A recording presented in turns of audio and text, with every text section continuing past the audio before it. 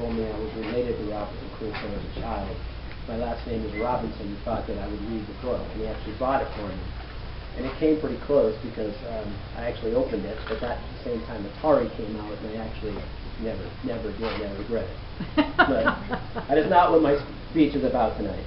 Tonight I would like to tell you about a process that can change your life for the better.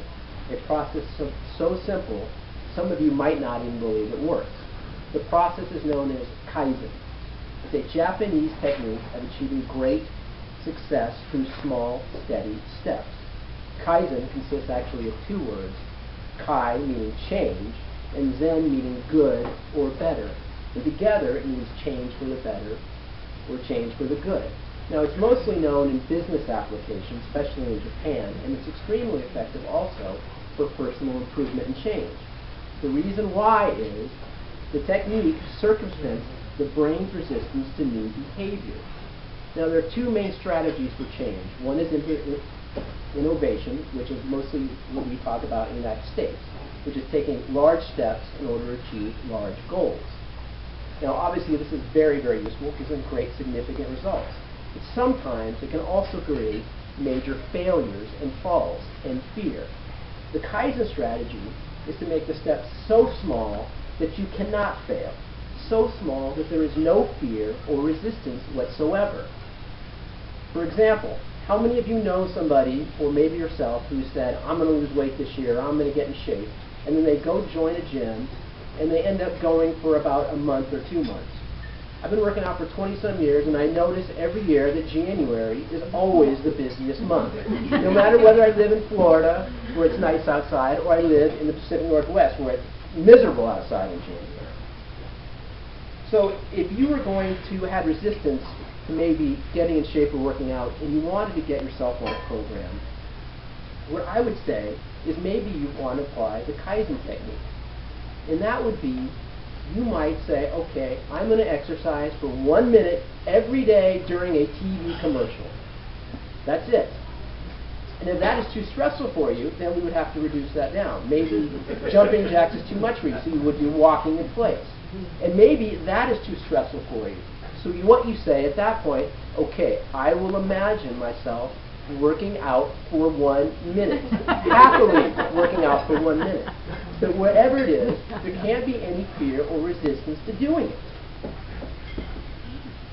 According to Dr. Maurer, a clinical professor at UCLA School of Medicine and expert in Kaizen, there's a part of the brain called the amygdala that controls the fight or flight response. And one of the ways it accomplishes is that by slowing down or stopping other functions, such as rational thought or creative thinking, that could interfere with your ability to run or fight. The reason that Kaizen works is that change, even positive change for most people, is a frightening experience. And fear, when it takes hold, it can prevent creativity, change, and success. Kaizen trains the brain for success. It allows time for skill to develop. It bypasses the flight or fight response. And over time, the fear begins to dissipate. Dr. Maurer also believes that Kaizen is the way the brain programs itself the best. By taking small steps, the brain makes the big leaps by itself. And small steps have an equal and sometimes greater chance of a large result as big steps do. You can't control the size of the result by the size of the step. Now for me personally, I get writer's block really bad. And I know that that is caused by fear. So thinking about writing a novel seems absolutely overwhelming to me. I wouldn't know where to start. I had real problems in college because I had to have, sometimes I had to do papers that were 20-plus pages, and it would be a major stress for me. And I always thought that novelists always had these great epics in their head, and all they did have to do was put them down on paper and then give them to their editor to revise.